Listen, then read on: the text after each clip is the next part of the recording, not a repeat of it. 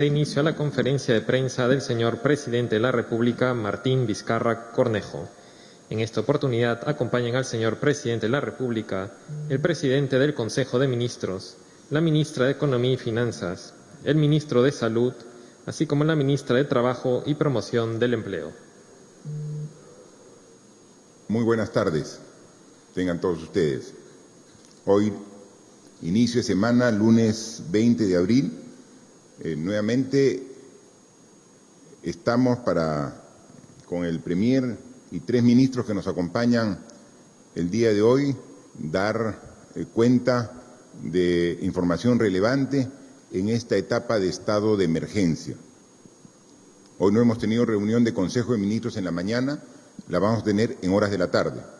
A partir de las 4 de la tarde tenemos la reunión de Consejo de Ministros, lo que nos ha permitido en la mañana tener información relevante con la Comisión Intersectorial presidida por el Premier, donde hemos recabado la información de los diversos sectores, siempre relevando la importancia de la información del sector de salud, que es el que nos da la evolución de la enfermedad. Sabemos perfectamente, como lo ha dicho el propio ministro de Salud, de una manera muy clara, muy franca, muy sincera, de que estas semanas son las semanas más difíciles de la enfermedad. El COVID-19, por su nivel de evolución en la población, es precisamente donde tiene la mayor cantidad de infectados con este virus, que la curva de crecimiento de los infectados y de los cuales un porcentaje requiere hospitalización e incluso agravan su condición y necesitan cuidados intensivos, esa cantidad de pacientes está más o menos ya cerca de la capacidad de respuesta que tenemos como sociedad, como país, como servicio de salud. Y eso nos llama a ser cada vez más responsables, porque claro, al inicio teníamos capacidades un poco holgadas del sistema de salud para atender a los primeros pacientes que iban requiriendo de los servicios de salud, pero en la medida que van aumentando la cantidad de pacientes, van llegando a nuestra capacidad de atención y entonces se ven en algunos casos donde algunos centros hospitalarios ya tienen su capacidad copada. Todavía no tenemos copada la capacidad del país, pero vemos que la holgura va acortándose, lo que nos obliga a seguir haciendo esfuerzos para aumentar la capacidad de respuesta mientras que sigue aumentando la demanda de estos servicios. Entonces, tenemos que no hacer otra cosa que reiterar en el esfuerzo, reiterar en el compromiso, sacar más fuerzas aún. Son en estos momentos donde autoridades, instituciones y población tenemos que poner todo de nuestra parte para poder pasar esta, que es la etapa más difícil de esta enfermedad. Los datos son los siguientes. Hasta ayer a medianoche, donde hacen el cierre de la información que reportamos todos los días, hay 148.011 personas que han sido muestreadas. De ellas, 41.356 han pasado la prueba molecular y 106.655 la prueba rápida. Del total de personas que han sido evaluados, 131.686 han dado negativo y 16.325 han dado los resultados positivos. Estos 16.000 respecto a los 148.000 del total que han sido muestreados representan el 11%. A la fecha tenemos 1.682 pacientes que se encuentran hospitalizados. Y aquí el esfuerzo es uno solo como país. De los 1.682 pacientes en eSalud hay 841, que es más o menos la mitad de todos los pacientes. 496 están en los diversos hospitales de Minsa, que es más o menos el 30% del total. 202 pacientes están en los hospitales de las Fuerzas Armadas y de la Policía Nacional del Perú. Y 143 pacientes, que es poco más del 8%, están en clínicas privadas. Como pueden ver, todos están dando su capacidad hospitalaria para atender las necesidades de hospitalización de las personas que se contagian con el COVID-19. Pero la carga más fuerte de la atención a la población es la que recae en las instituciones del Estado, es salud, Minsa, Fuerzas Armadas, con sus hospitales de la Marina, de la Fuerza Aérea, del Ejército y la Policía Nacional. Entre todos atienden más o menos al 91.5% de toda la población que requiere hospitalización. Si bien las clínicas privadas están atendiendo a 143 pacientes, solamente es el 8.5% del total de requerimientos de atención en hospitalización. Hemos pedido y hemos trabajado todo el fin de semana con todos los representantes de las diferentes instituciones que brindan servicios de salud, ¿no? Y hoy hemos tenido una reunión muy temprano con la representante, la presidenta de Salud, el ministro de Salud, los ministros de Defensa, que son los que tienen a cargo los hospitales de las Fuerzas Armadas, el ministro del Interior, que hace lo propio con la policía, y hemos hecho un análisis integral de cuál es nuestra oferta que tenemos. Y le hemos, desde el fin de semana, cruzado información, tanto de nuestra respuesta en Lima como en provincias, para sincerarla. Porque al igual que muchos de ustedes, ciudadanos, y también algunos medios de comunicación, decían, yo informo de que hay 504 camas para atender los pacientes que se agravan en las unidades de cuidados intensivos del COVID-19. ¿Dónde están? Quiero saber una a una dónde están. ¿Cuántas hay en Lima? ¿Cuántas hay en las regiones del país? ¿Cuántas están usándose a esta hora? ¿Y cuántas son las que a la fecha todavía tenemos disponible? Para, en función de una información real, que es lo que se quiere en estos momentos difíciles de crisis, poder seguir haciendo más esfuerzos para ir subiendo.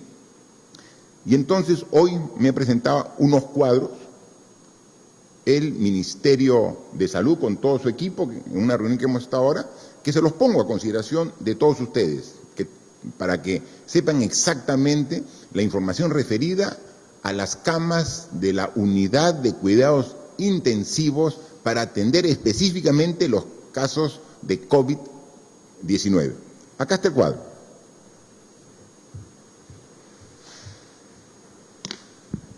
Si lo vemos, este es el total de camas que se tienen actualmente en los diferentes establecimientos de salud a nivel nacional. Tenemos aquí que en azul oscuro y azul claro tenemos cuáles son las camas disponibles para UCI para otras enfermedades, porque el hecho que estemos sufriendo ahora a esta epidemia, el COVID-19, no significa que hay otro tipo de enfermedades que también requieren de UCI. Y entonces, en azul están lo total y lo usado de camas para otros requerimientos. Pero aquí tenemos la información, cuántas camas UCI tenemos actualmente, o sea, confirmadas para el COVID-19. Y el reporte es, a la fecha, 525 camas UCI a nivel nacional. Y de estas, ¿cuántas camas están ahora, en este momento, con la información recabada, usadas, que están ocupadas? 385. Entonces, a la fecha, al día de hoy, todavía tenemos 140 camas UCI para pacientes que se agravan de COVID-19 a nivel nacional. Y tenemos que hacer el análisis también a nivel de Lima y regiones del Perú. Aquí tenemos, igual, en azul es solamente referencial porque es para otras enfermedades. Lo que hay que prestar atención es lo que está en color rosado, ladrillo, que es específicamente para cuidados intensivos de COVID. Lima Metropolitana y Callao tenemos 379 camas UCI COVID-19. ¿Cuántas tenemos a la fecha utilizadas en situación de ocupadas? 318. Entonces tenemos 61 camas UCI disponibles a la fecha en Lima y Callao. A nivel de las regiones del Perú, tenemos disponible una cantidad menor que Lima, que tiene 379. Tiene 146 camas disponibles. ¿Cuántas se tienen utilizando actualmente en las regiones? 67. Entonces tenemos 79 camas disponibles en las regiones. Esta es información real, esta es información que ha sido verificada al día de hoy, cruzando la data de las provincias, de las regiones, de las Fuerzas Armadas, de la Policía, de las clínicas privadas, de salud y del MINSA. Entre todos, esta es la información. Queremos entrar a un poco más de detalle y entonces el propio Ministerio de Salud ha dividido en 4 el territorio nacional y vemos que en el norte del Perú tenemos Amazonas, Cajamarca, La Libertad, Lambayeque, Piura y Tumbes. Y ahí tenemos cuántas camas son las que tenemos y cuántas van utilizando. Y aquí nos podemos dar cuenta que hay veces que las regiones no actualizan su información. Aquí Tumbes, quien tuve la oportunidad de visitar la semana pasada con el ministro de Salud, tenía 4 camas UCI, pero como Tumbes es una región de frontera y tenía un índice de crecimiento de COVID-19 pronunciado por su condición de estar al lado de Ecuador, el ministro dispuso que se envíen a Tumbes 7 ventiladores mecánicos para que con ello tener 11 camas UCI COVID-19 en Tumbes. ¿Y cuántas se ha reportado? Nada. Entonces, tenemos esta información, es tan exacta como información den a conocer las regiones a través de sugerencias de salud regional, como también las instituciones como de salud. Hemos verificado que las Fuerzas Armadas y que salud como el MINSA sí tiene su información actualizada, falta algunas regiones que actualicen, pero esa es la información relevante que tenemos.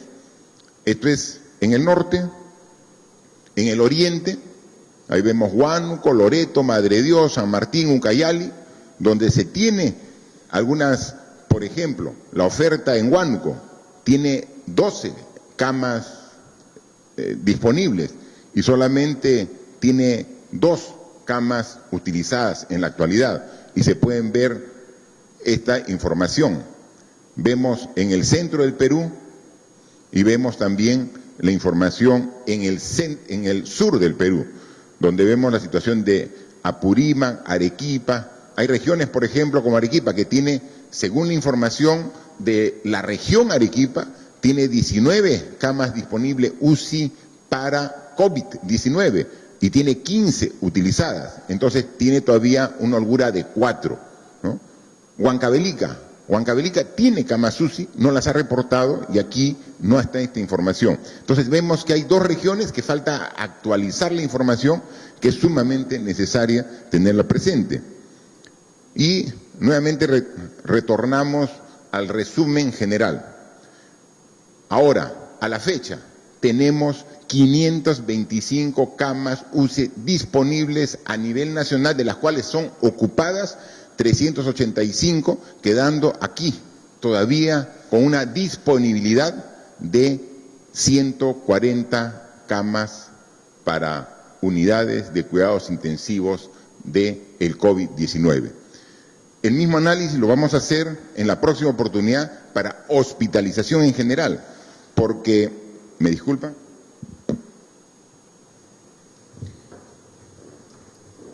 Porque en algunos casos también se está llegando a reducir la cantidad disponible, no de camas UCI, sino de hospitalización en general para pacientes que tienen esta enfermedad. Hemos visto algunos hospitales que en el caso aquí en Lima ya tienen su capacidad completamente ocupada. Todavía en Lima tenemos no solamente disponibles camas para UCI, sino también para hospitalización, pero ante la cada vez creciente necesidad de atención hospitalaria, hemos ya dispuesto que se incremente en cada hospital una cantidad adicional de camas para atender a la población, pero adicionalmente habilitar 1.000 camas adicionales en las torres de la Villa Panamericana para atender a pacientes que requieren de atención médica que han sido afectados por el virus COVID-19, ¿no? Entonces, eso es sumamente importante para que cuando vaya la demanda llegando a los niveles de que va acortando la holgura, podamos aumentar nosotros la oferta de atención. Para el transcurso de esta semana han informado que vamos a aumentar en 75 camas UCI en esta semana aquí para poder atender a los pacientes que se agravan, 275 camas de hospitalización en general, y en esta semana tendremos 1.000 camas adicionales en las torres de la Villa Panamericana para atender a la población que cada vez demanda mayor atención. Hemos dicho, estas son las semanas difíciles, estas son las semanas que requieren la mayor capacidad de respuesta de todos. Pero una pequeña reflexión. Hoy decíamos que la cantidad de casos positivos a la fecha es 16.325. ¿Cuántos eran hace 20 días? Una cantidad muchísimo menor. Y hace 20 días ya estábamos en estado de emergencia. Estábamos en estado de emergencia. En consecuencia, la mayoría de esta gente se ha contagiado en pleno estado de emergencia. ¿Y por qué? Seguramente hay personal de salud, de las Fuerzas Armadas, la policía, que en su labor de control y su trabajo propio, estar en primera línea, tuvo este contagio. Pero la mayoría de gente que se ha contagiado son ciudadanos que salieron sin la protección adecuada, que salieron y quizás confiados en que las medidas que como gobierno estábamos dando eran exageradas, que decirle que salgan y mantengan una distancia de mínimo 1 metro, que no vayan a altas concentraciones de personas, no lo valoraron en su momento. Y en pleno estado de emergencia se contagiaron. En este proceso, ya pasado desde el inicio del estado de emergencia 36 días, yo creo que ya todos hemos tomado conciencia de que esta pandemia no es juego, que esta enfermedad no es una broma, que las recomendaciones que dimos desde el inicio y las decisiones drásticas que dimos eran sumamente necesarias que todos las respetemos. Y que ahora, cuando vemos que la necesidad cada vez que aumenta está cerca a la capacidad de respuesta, ahora recién tomamos conciencia de que la vida es lo más importante que tenemos los seres humanos, la salud, para preservarla en buenas condiciones.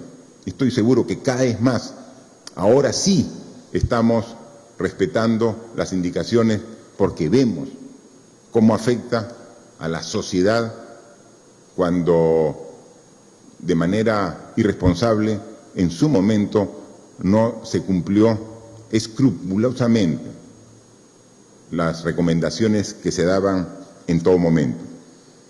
Hay que también comunicar adicionalmente que uno de los principales problemas que hemos visto en los últimos días es una cantidad importante de personas que quieren trasladarse a su ciudad de origen. Estamos haciendo las coordinaciones para que a través de los gobiernos regionales de manera gradual podamos facilitar este traslado a estas regiones. Pero por favor, ayúdennos para que se cumplan los requisitos y condiciones que hemos establecido para que este traslado, que es humanitario para las personas que requieren retornar a su región, a su ciudad de origen, sea sin riesgos para la salud. Un primer grupo que fueron trasladados a Huancavelica, en el camino, en los ómnibus, antes de llegar a Huancavelica, para cumplir con un aislamiento y poder asegurar de que en caso tuvieran el virus no contagien, algunos se bajaban del ómnibus y algunos incluso llegando a Huancavelica, estando en un lugar donde el propio gobierno regional les da toda la comodidad y seguridad para que puedan estar allá y evitar un riesgo de contagio a sus mismos paisanos, a los mismos huancavelicanos que han estado cumpliendo rigurosamente su cuarentena. Se salían irresponsablemente sin cumplir con las indicaciones. Ese tipo de actitudes negligentes son las que precisamente afectan los resultados que todos queremos. Pero seguimos esforzándonos y seguimos con la confianza de que con el apoyo de la mayoría de la población vamos a pasar estas semanas difíciles para ver que gradualmente, llegando al pico de esta curva, podamos ya ver en días posteriores comenzar gradual y progresivamente a ver un descenso. Vamos a continuar, pero pedimos una coordinación estrecha con los gobiernos regionales. Incluso los gobiernos regionales, ellos, muy responsables, dicen: yo voy a acoger a los ciudadanos que quieran regresar a mi región y quiero tenerlos en un sitio separado. Puede ser un hotel, puede ser un establecimiento de alguna institución del Estado, y ahí hay que llevarles incluso sus alimentos para que puedan permanecer. Pero algunos no tienen presupuesto para ese fin, algún gobierno regional. Hoy he firmado un decreto de urgencia donde se transfiere recursos para que los gobiernos regionales puedan disponer del presupuesto correspondiente para acoger. Como le digo, tiene que ser gradual y empezando por las personas más vulnerables, para llevarlos a su región y verlos. Apóyennos. No podemos poner en riesgo el esfuerzo que 36 días estamos haciendo todos los peruanos por un traslado desordenado. Comprendemos la situación y entonces lo que también hemos dispuesto, que mientras se logra preparar a las regiones para que puedan recibir gradualmente a estas personas que tienen necesidad de regresar a su tierra, nosotros también atenderlos acá, y van a tener que pasar una prueba de descarte previamente antes de regresar a sus regiones. Pero eso requiere colaboración de los gobiernos regionales con nosotros, que está llevando las coordinaciones el presidente del Consejo de Ministros, pero adicionalmente requerimos la colaboración de los propios ciudadanos que tienen esta necesidad de regresar a cada una de sus regiones. Hemos visto en algunos medios de comunicación una serie de denuncias de actos de corrupción de los 3 niveles de gobierno. No se salva nadie. Los gobiernos municipales, los alcaldes, hay muchos que están sujetos de investigación en cómo están gastando ese presupuesto. Algunos gobiernos regionales, y también alcanzan investigaciones de casos de corrupción a ministerios que están directamente dependientes del Poder Ejecutivo. No interesa dónde está la corrupción, tiene que merecer un castigo ejemplar, Como le dije, la Contraloría General de la República ya cuenta con 30 millones de soles que ha transferido el Ministerio de Economía y Finanzas para que pueda hacer esa evaluación de manera simultánea. Y estaremos atentos para que, en caso se verifique, después de una investigación, que ha habido corrupción, caer con todo el peso de la ley. La corrupción siempre es mala, siempre. Nunca tiene justificación. Pero en una época de crisis, de emergencia nacional como estamos viviendo, menos aún. Así que la Contraloría y las propias autoridades vigilantes para que estos actos que ya se están saliendo algunos a la luz se verifiquen y que se reciba la sanción ejemplar que merecen esos malos peruanos que, aprovechándose de una emergencia, quieren sacar provecho propio personal de manera ilegal. Eso no lo vamos a permitir y vamos a dar el máximo esfuerzo para sancionar a los responsables. Hemos visto que algunos casos emblemáticos nos dan siempre la fuerza para seguir trabajando en este gran esfuerzo que estamos inmersos todos los peruanos. Recuerdo que una de las primeras personas afectadas por el virus fue un sacerdote, el sacerdote Luis Núñez del Prado, y era un contagio externo. Él tuvo una reunión con sacerdotes aquí en el Perú, pero que habían venido algunos sacerdotes para participar en esta reunión de Europa.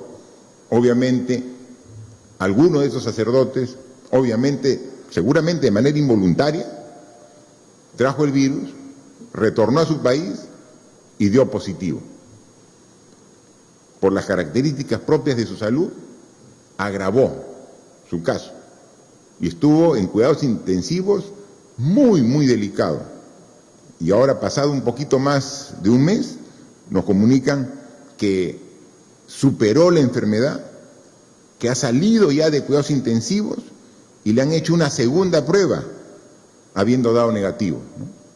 Un caso emblemático porque fue uno de los primeros que entró a cuidados intensivos y con todo el esfuerzo de médicos y enfermeras ha superado esta enfermedad.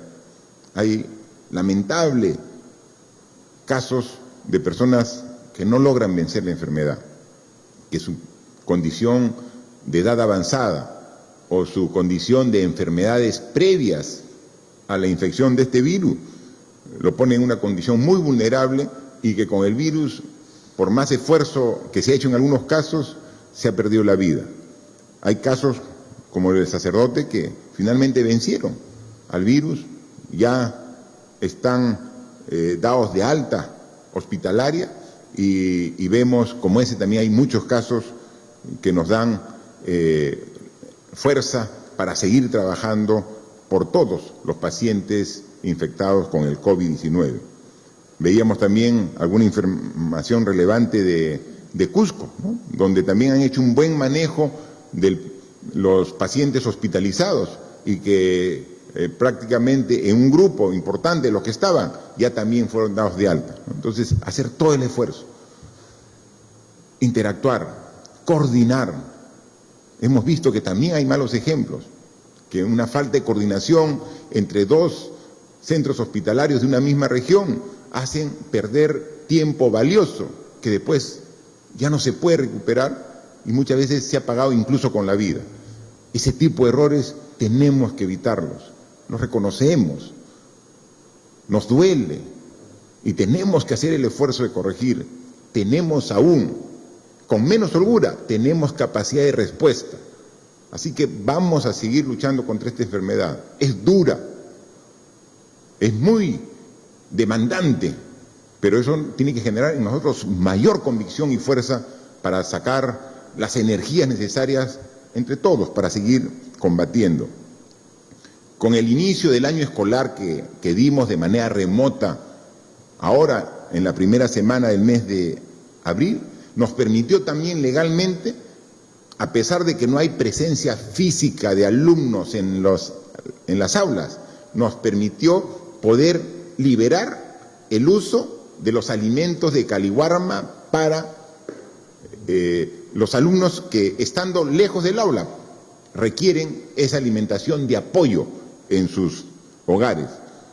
Hoy el Ministerio de Desarrollo e Inclusión Social, desde hoy, inicia la distribución de 17.000 toneladas de alimentos envasados para Caliwarma, que van a favorecer, van a beneficiar a las familias de esos estudiantes en el servicio escolar, ¿no?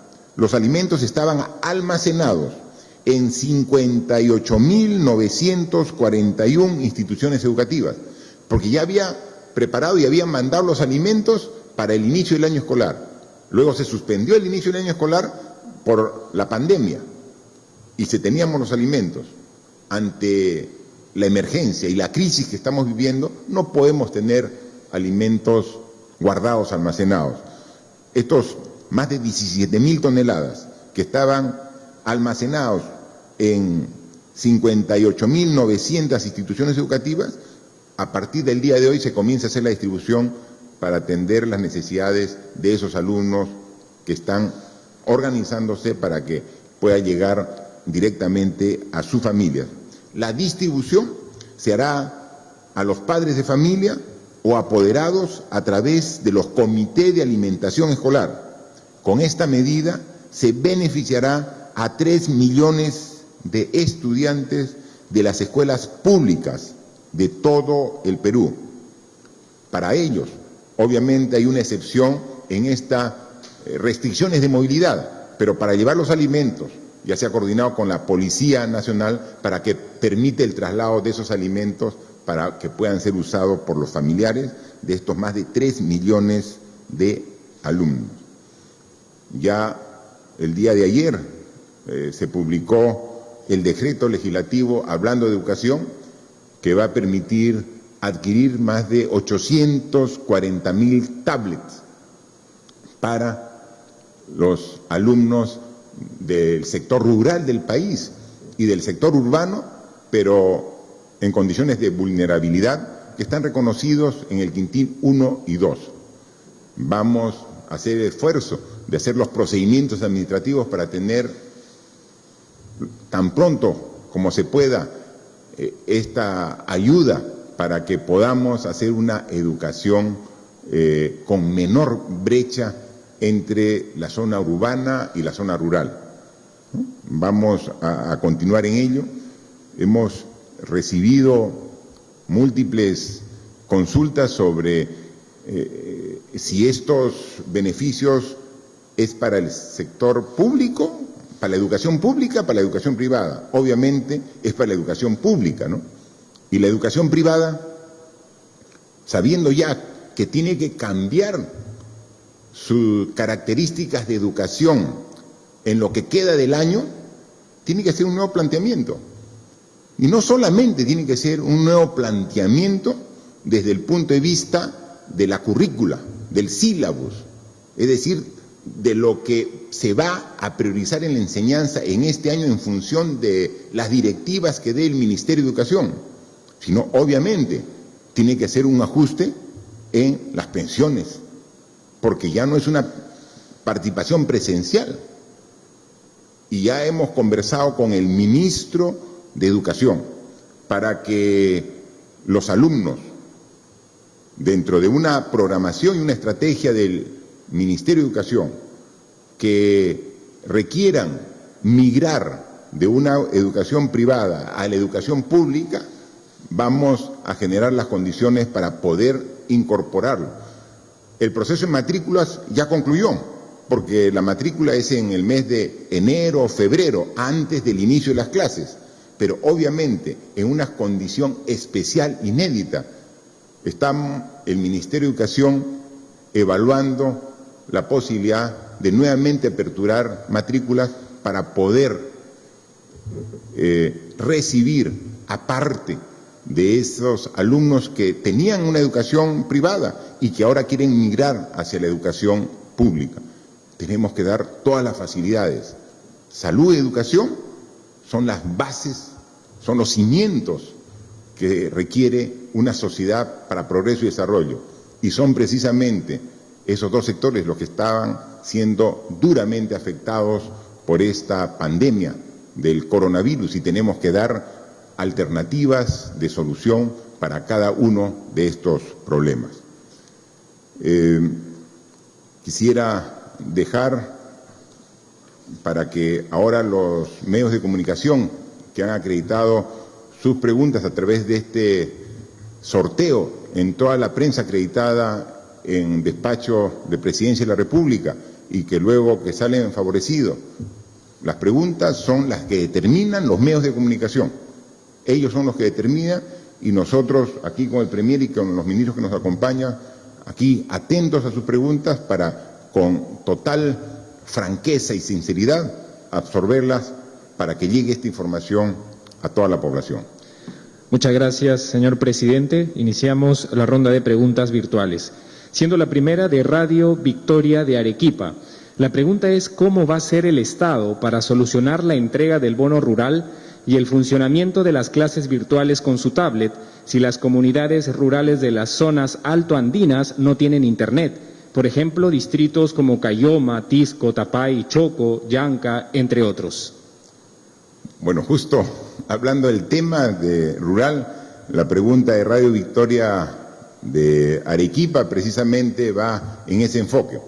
Sobre el tema de la educación, hemos dicho que la tablet va a contener el dispositivo de Internet en la misma. Es decir, si está en un centro poblado, está en un distrito que por su ubicación y su lejanía no tiene, el pueblo o la ciudad no tiene servicio de Internet, la tablet sí lo va a tener. Es decir, no se tiene que conectar al sistema Internet local, porque la tablet va a venir con el dispositivo que va a estar conectado al Internet.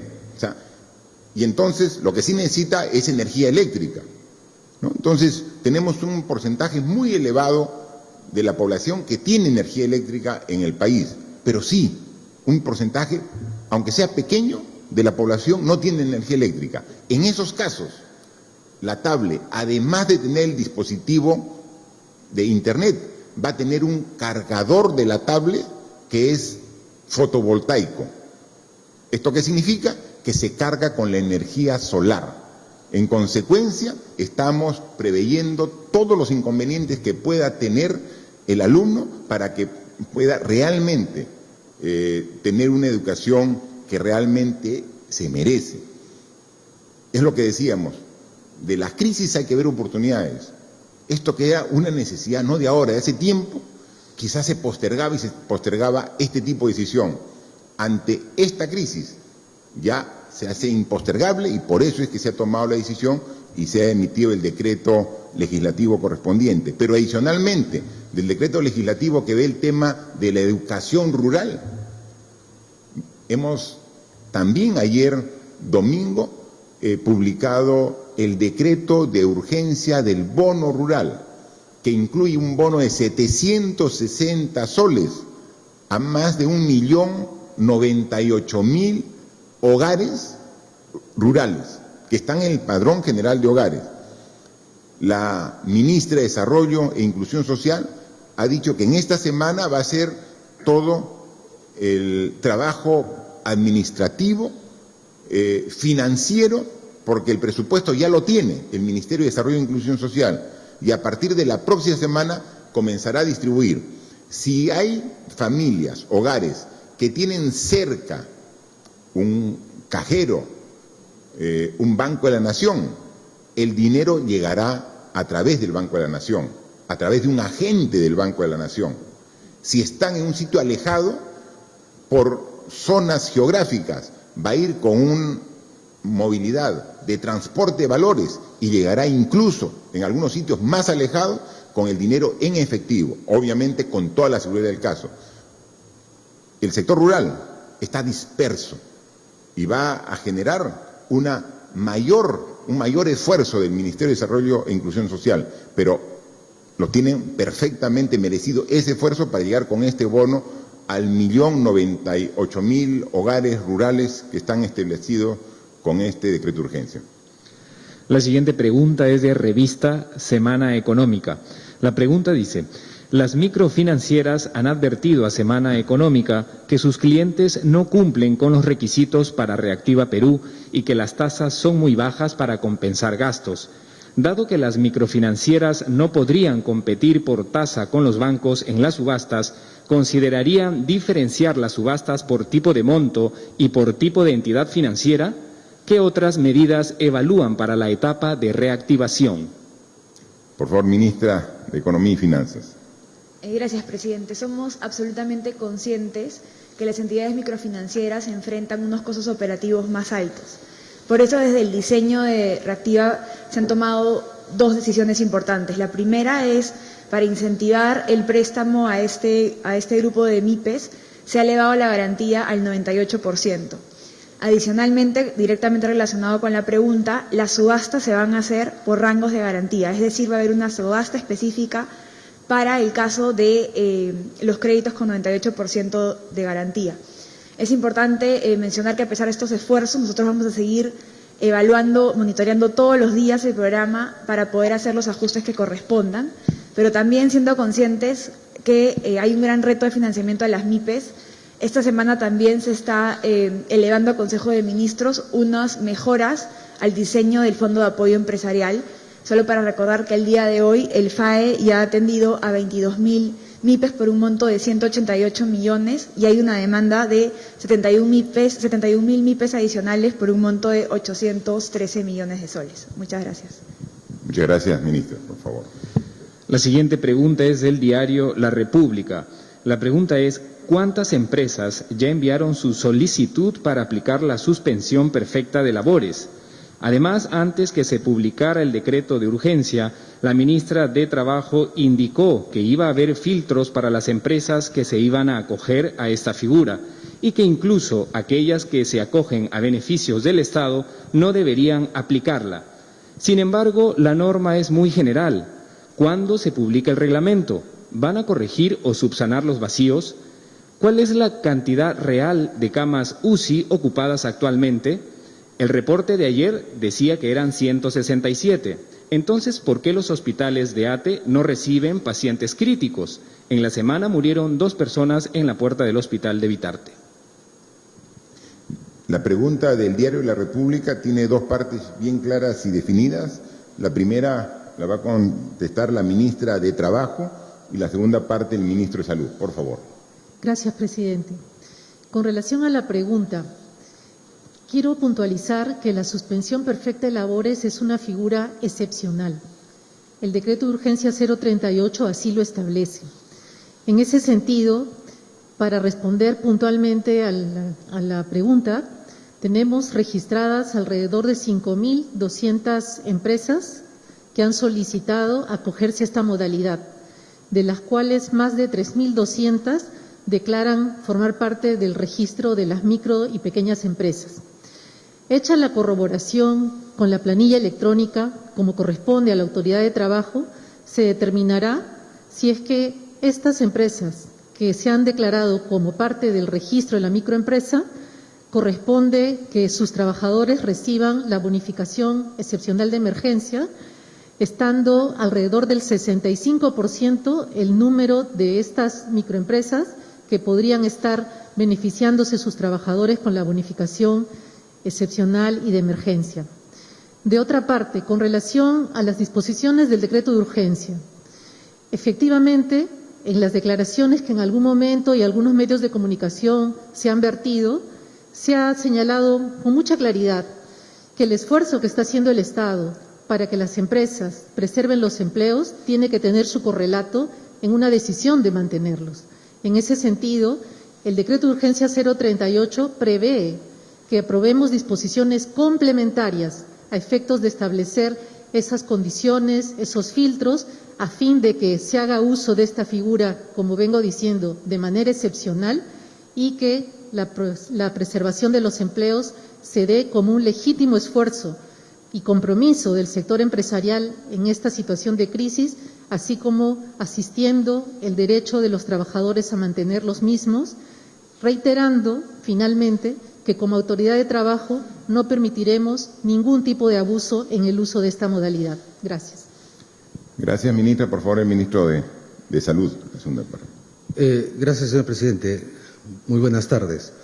La calidad del dato en relación con las unidades de cuidados intensivos, las camas de hospitalización, el número de casos, etcétera, dependen básicamente de decenas y a veces centenas de unidades de reporte que están distribuidas en todo el país. El dato agregado final depende de la calidad y el cumplimiento de los reportes de cada uno de esos puntos. Como bien se ha referido, en las tablas que hemos señalado hay, por ejemplo, zonas en las cuales no hay información. Eso no significa que no exista el servicio. Lo que nos dice es que simplemente eso no ha sido reportado.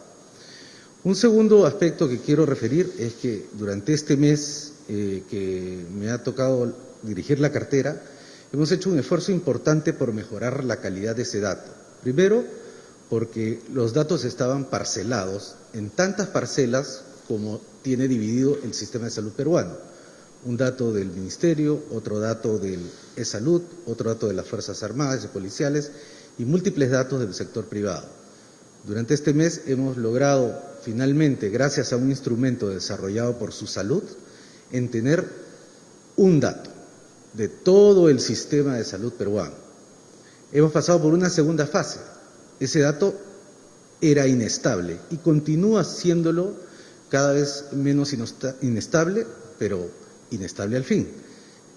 El tercer elemento que está creando que el dato que ustedes reciben a diario tenga ciertas variaciones, algunas grandes, otras menores, se debe también a que hay una velocidad de crecimiento de la epidemia, especialmente en estas semanas. En estas semanas estamos recibiendo cada vez mayor cantidad de pacientes a nuestros servicios. Finalmente, también la unidad de medida, que es unidad de unidad de cuidados intensivos, es una medida compuesta por varios elementos: una persona, una cama y equipos. Si en algún momento el equipo se deteriora, o la cama se deteriora, o la persona renuncia o se contrata, inmediatamente la cama aparece como existente o inexistente. El mercado laboral durante la epidemia ha sido muy dinámico y continúa siéndolo, de tal manera que nos ha obligado a crear otras fuentes de datos para poder hacer que ustedes tengan el mejor dato posible para el día de hoy.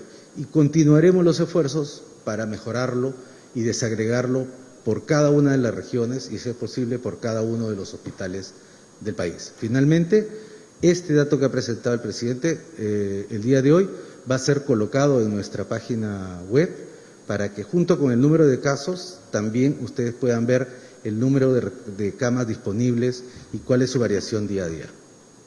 Bien, solamente complementando al ministro, hay una interrogante que se hace y que es necesario aclarar. Dice, del último reporte de personas en cuidados intensivos al que hemos dado ahora, hay una diferencia notable, porque hemos logrado por fin integrar toda la información en una sola plataforma. Miren, ¿cómo estaríamos como sistema de salud que para saber esta información teníamos que, a través del Ministerio, llamar a cada hospital, llamar al ministro de Interior para que nos diga cómo está el hospital de la policía, llamar a la Presidenta de Salud para que nos diga cuál es la situación de los hospitales de salud, cómo está Rebagliati, cómo está Almenara, cómo está... Ahora es una sola plataforma donde tienen la obligación, bajo responsabilidad, los encargados, de reportar 2 veces al día la información que hemos solicitado. 7 de la mañana y 7 de la noche. Porque obviamente la información es dinámica, ¿no? Hemos dicho la noticia sobre la buena noticia de que el sacerdote Luis Núñez del Prado superó la enfermedad. Eso es lo más resaltante. Pero como una información complementaria, dejó su cama UCI. Entonces queda una cama disponible más que se suma a la disponibilidad y otros obviamente la usan. Entonces, esto es dinámico y esta información 2 veces al día la actualiza el Ministerio. Y tenemos, por ejemplo, se ha dicho que acá en Lima hay 61 camas disponibles. Básicamente las tiene ahorita disponibles los hospitales de salud, principalmente el Hospital Rebagliati y algunas clínicas privadas. Hoy estamos discutiendo en Consejo de Viceministros para más tarde tener en reunión de Consejo de Ministros una decisión para el intercambio prestacional, porque nosotros requerimos, en casos como el que estamos, que las camas UCI ya no es de tal establecimiento de salud, es del sistema para entregar a quien la necesita, al paciente que realmente la requiera. O sea, tenemos que dar, porque muchas veces un paciente va a un hospital y ese hospital no tiene disponibilidad, pero en la misma ciudad hay otro hospital que sí tiene. Y esta falta de información que no estaba integrada, como hoy día en esta reunión que estábamos con la jefa del Comando de Operaciones, la doctora Pilar Macetti, quien acompañaba al ministro de Salud, dijo: mire, presidente, esto lo hemos logrado después de 80 años, que cada institución de salud es una isla cerrada, que no da información, que privilegia para ellos información, cuando la salud es un bien social y que todos debemos compartir esta información. Perfecto, ahora tenemos la información. Hay algunos todavía temitas puntuales para terminar de ajustar, como algunas regiones que no han actualizado. Ahora que han visto que va a salir a nivel nacional el informe de cada una de sus regiones, estoy seguro que inmediatamente van a actualizarla, porque también van a tener la crítica propia de sus ciudadanos diciendo: oye, ¿qué pasó? ¿Por qué no está la región Ucayali y no ha actualizado? ¿No? Entonces, esa es la información y la juntamos a través de macroregiones también, porque hay veces hay una región que tiene recursos disponibles y la región vecina no tiene. Entonces también hay que ver cómo se complementa con un análisis macrorregional. Entonces hay que trabajar. Y cuando hablamos de camas UCI es con ventilador mecánico. O sea, nosotros ahorita tenemos un estimado de un poco más de 900 camas UCI, pero solamente 525 están con su ventilador mecánico. No vamos a dar información falsa. Si no tiene ventilador mecánico, no la podemos considerar como cama UCI. Tiene todo lo demás, pero le falta el ventilador. Está en proceso de llegada las compras de los ventiladores mecánicos. Está adicionalmente, ya esta semana va a entregar los primeros ventiladores fabricados por la Marina de Guerra. Un esfuerzo de la empresa privada con la Universidad Católica también está trabajando en la fabricación. Entonces, en los próximos días vamos a tener un incremento de la capacidad de atención a través de UCI con los ventiladores que llegan. Tenemos camas, pero falta ventilador. Ahora tenemos 525 completas, con equipamiento, pero lo más importante, con el personal de salud necesario. Entonces, vamos a seguir trabajando y vamos a dar esta información y vamos a poner de conocimiento público dónde están para que se pueda ser de acceso y poder dar el mejor uso de esta información para atender la salud y hacer el esfuerzo de salvar vidas. Y haceremos el máximo esfuerzo, pero por más esfuerzo que haya, hay algún tipo de organismo que finalmente, por la edad avanzada o por las enfermedades previas que tenía, por el esfuerzo máximo que se haga, hay algunos casos que lamentablemente no se pueden recuperar de esta enfermedad. Entonces, a pesar de todo lo que se tiene, va a haber gente que lamentablemente va a perder la vida. Por eso, ¿cuál es la mejor forma de asegurar que no se va a perder la vida? Que no te contagies. O sea, la mejor forma es que no te contagies. Y esto que hace 36 días parecía que era un exceso, que era una exageración, te das cuenta que el esfuerzo, no te contagies. Y si bien todos debemos hacer el esfuerzo de no contagiarnos, principalmente cuidar a los adultos mayores, principalmente cuidar a los que ya tienen una enfermedad, porque con esa enfermedad, con la edad, más el virus, ponemos en alto riesgo la vida de esa persona. Entonces, le daremos su cama, pondremos el esfuerzo de UCI, pero la mejor forma de evitar la pérdida de la vida de las personas es evitar el contagio con el virus, y no nos cansaremos de decirnos que para eso no salgas, y menos si tienes este tipo de riesgo. Y si tienes que salir, protégete con tu mascarilla, mantén la distancia y lávate permanentemente las manos con agua por jabón, porque sin querer agarraste una superficie donde puede estar el virus. Inmediatamente agua y jabón, mascarilla y distancia. Y mejor, si estás en tu casa, es la mejor forma de evitar la afectación de tu salud con la posible pérdida incluso de la vida, como hemos visto que lamentablemente ya hay casos importantes aquí en nuestro país. La siguiente pregunta es de la revista Caretas. En su momento, Caretas dio cuenta del ofrecimiento que hizo en febrero el laboratorio Roche al Instituto Nacional de Salud sobre un lote de pruebas de detección.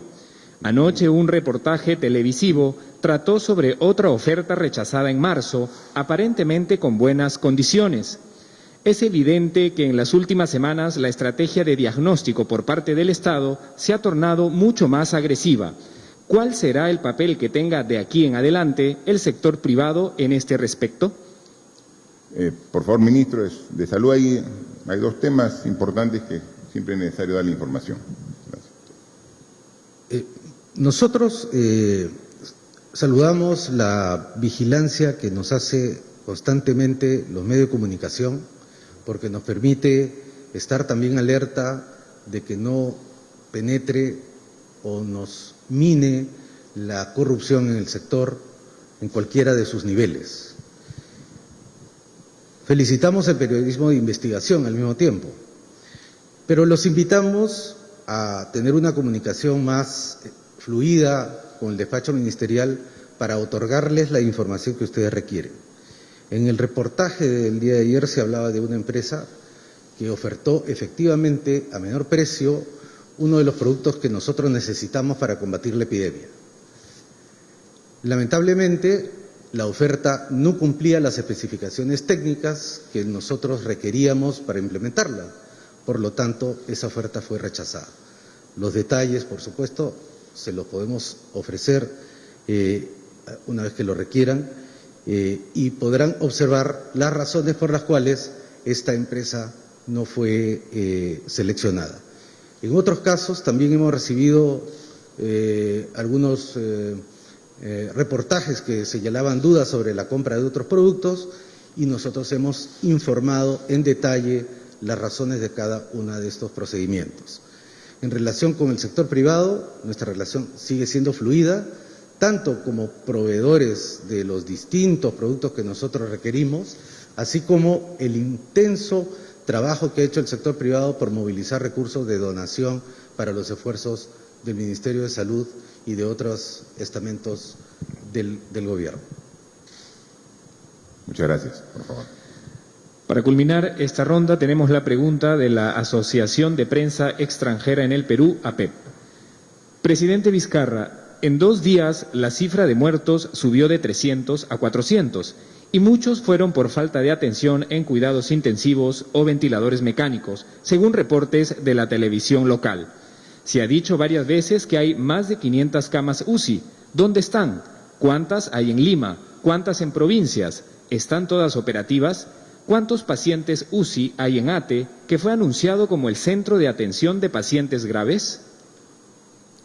Por favor, ministro de Salud, aunque ya hemos dado los cuadros, pero creo que siempre es bueno complementar la información. Sí, gracias, señor presidente. Efectivamente, la data va a estar publicada el día de hoy en detalle acerca de la segunda parte de la pregunta. En la primera parte de la pregunta está en relación con la mortalidad. Y la mortalidad no solamente se debe a la violencia con la que afecta este virus a las personas más vulnerables, también está relacionada con nuestra propia organización. La organización del sistema de salud que pueda hacer seguimiento en el domicilio una hospitalización temprana frente a signos de alarma y eventualmente el soporte de las unidades de cuidados intensivos. En relación con lo primero, con la vigilancia, ya hemos incrementado nuestra capacidad diagnóstica para poder hacer seguimiento a los pacientes. En relación con la hospitalización temprana, nosotros hemos tomado la decisión de usar, entre comillas usar, pero movilizar a los colegas que en su momento salieron de los hospitales por su condición de riesgo, mayores de 60 años o con alguna enfermedad, para que ellos sean los encargados de hacer el seguimiento de los pacientes vía telefónica y hacer el diagnóstico de los signos de alarma temprana, para garantizarles una hospitalización. Y en el caso de la hospitalización, nosotros hemos modificado ya hasta en 3 oportunidades nuestro protocolo de atención para incorporar todos los avances tecnológicos, todos los avances de nuevas drogas que en otras realidades se están implementando y tienen mayor conocimiento acerca de su uso. No escatimaremos ningún esfuerzo para que nuestros compatriotas reciban la mejor atención posible. En algunos casos no lo logramos, en otros casos la desorganización, la relación entre los diferentes actores del sistema es un proceso que se está implementando y nos estamos conociendo en cómo trabajar juntos, y en algunos casos lamentablemente ha sido el maltrato o la indolencia. A todos aquellos y aquellas que han perdido algún familiar y que hayan sentido que el sistema no les ha dado todo lo que deberían darle, incluso el buen trato, yo abiertamente y en público les pido 1000 disculpas. Gracias, ministro. Efectivamente, si hacemos este gran esfuerzo como país, es para cuidar lo más sagrado que tiene el ser humano, la vida y su salud. Y vamos a continuar en este esfuerzo, a pesar que desde el inicio sabíamos que esto no era una tarea fácil, que iba a ser una tarea muy compleja, que esto no era, en términos deportivos, una carrera de 100 metros planos, era una maratón, era una carrera de resistencia, que en la medida que mostremos el temple, todos los peruanos, día a día, renovando nuestro esfuerzo, nuestro compromiso, nuestra entrega al país, vamos a salir adelante. Errores los tenemos, los hemos tenido y seguramente vamos a tenerlos más adelante. Pero falta de voluntad, de compromiso, de ninguna manera. Sabemos que esta tarea solamente va a tener el resultado que esperamos si somos disciplinados y somos perseverantes. Perseverantes. O sea, es todos los días. Hay veces el esfuerzo diario puede minar en algún momento el entusiasmo. Eso inmediatamente tenemos que renovar el compromiso, la fe, la entrega, el trabajo.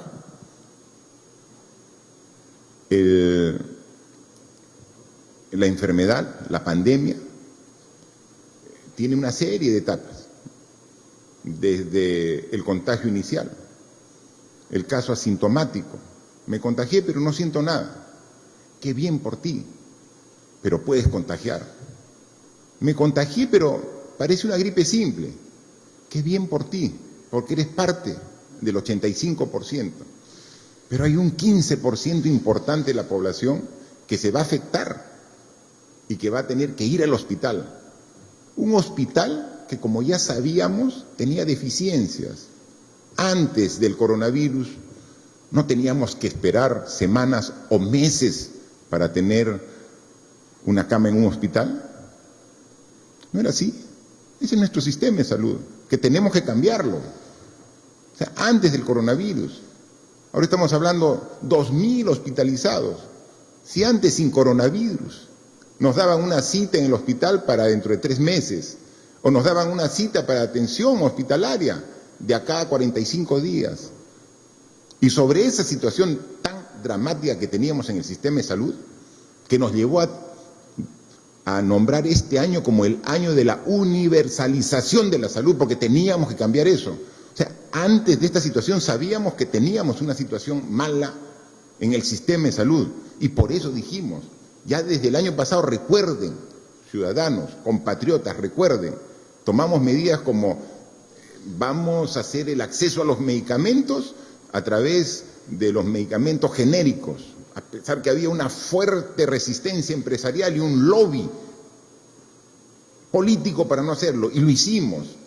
Y este año dijimos, vamos a hacer la universalización de la salud para precisamente cambiar esta situación, poner el máximo esfuerzo. Y en los primeros meses, el primer trimestre del año, viene este virus, esta pandemia que complica las cosas, las hace más complejas. ¿Pero qué? ¿Nos vamos a dar la espalda y nos vamos? No, tenemos que enfrentarla y aquí estamos dando la cara todos los días, sin excluir sábados, domingos, feriados, mañana, tarde y noche juntos, todos trabajando.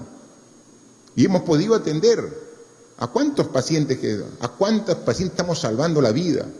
Lamentablemente, a pesar del esfuerzo, o también por negligencia e ineficiencia, en algunos casos, no se puede lograr el objetivo. Pero por ese caso que no hemos logrado el objetivo, hay cientos y miles de casos que sí estamos atendiendo. Es fácil poner 1, 5, 10, 20 malos ejemplos que existe y tenemos que cambiarlo, pero por cada ese mal ejemplo hay cientos de buenos ejemplos, de médicos entregados, de enfermeras comprometidas, de personal de servicio de salud entregado a su trabajo, que está cumpliendo su labor. Entonces, sí, pues, hay noticias que de alguna manera afectan el entusiasmo, el compromiso, pero por cada una de ellas, hay cientos de buenas noticias de que estamos trabajando los peruanos para combatir adecuadamente esta enfermedad tan compleja. Y las cifras están ahí. Esta enfermedad tiene una letalidad medida no aquí, en el mundo, así como yo reporto todos los días, o cuando no salgo se reporta el avance de muestras, de positivos, de hospitalizados, de cuidados intensivos y de, lamentablemente, los muertos que se tuvieron cada día. Esa información nosotros la damos e inmediatamente las coge la Organización Mundial de la Salud y la cuelga a nivel mundial. Pero lo mismo que hace con nosotros, hace con los países vecinos, hace con los países desarrollados, hace en Europa, con Asia, y tiene un gran promedio. Y sí, pues, mucha gente está muriendo, decenas de miles. Ya pasaron largamente los 100.000 muertos a nivel mundial, ya pasaron largamente los más de 2.400.000 contagiados a nivel mundial, ya pasaron, ¿no? Y cuando vemos la relación entre contagiados y las personas que mueren, más o menos, ¿cuál es el porcentaje? A nivel mundial está por el orden del 6%, a nivel mundial. Y hay países desarrollados con muy buen sistema de salud previo, que tienen más del 10% de los contagiados fallecen, más del 10%. Es decir, de cada 10 fallece 1. El porcentaje de letalidad, con todas las deficiencias que tiene nuestro sistema de salud, que lo reconocemos, lo aceptamos, está menos del 3%. Y queremos seguirlo bajando, y vamos a hacer todo el esfuerzo. Pero ese es el porcentaje, con las deficiencias. Porque ahí quiero agradecer la entrega, el sacrificio del personal de salud, que a pesar que tiene dificultades y a veces reclama, y cuando reclama, nosotros respaldamos el reclamo, porque a veces reclama porque no le llega de manera oportuna los implementos de seguridad, que se adquieren, pero como hay demanda mundial, demoran en la entrega. Y ese reclamo es completamente lógico. Pero así todo, siguen trabajando y entregando su esfuerzo por convicción en beneficio del Perú, ¿no? Entonces, eso es lo que estamos. Entonces, sí, muy bien que se destaquen en algún momento las cosas negativas que nosotros no las desmentimos, las aceptamos, que hay muchas cosas por mejorar, Y nuestro compromiso día a día es qué hacer para mejorarlas. Pero también hay muchas cosas positivas que están saliendo de esta enfermedad y que nos están haciendo unir a los peruanos y generar una convicción que debemos cambiar. Y lo vamos a hacer, es el compromiso. Por lo duro que parezca esta enfermedad, por lo complejo, por el enorme daño que nos está haciendo, va a pasar, va a pasar. Va a pasar más rápido entre más disciplinados, responsables y perseverantes seamos. Pero va a pasar. Pero cuando pase, los compromisos que estamos asumiendo aquí con el país, de darle la prioridad que corresponde a la salud, lo vamos a tener muy presente. E inmediatamente podamos vencer esta situación, tenemos que tomar decisiones para que a futuro, con hechos concretos, el gobierno pueda priorizar salud y educación como las bases del desarrollo de una sociedad. Así que son momentos duros, son momentos difíciles, pero seguimos con la misma convicción del inicio de esta enfermedad, de seguir enfrentándola con todas las armas que tenemos al alcance y con toda la voluntad y fuerza de nosotros y estoy seguro de todos ustedes. Muchas gracias. El compromiso mostrado entonces por el presidente de la República, quien ha asegurado que en los próximos días se contará con más camas UCI y también la distribución de alimentos de Jaliwarma para más de 3 millones de estudiantes. Continuemos con la programación habitual de TV Perú.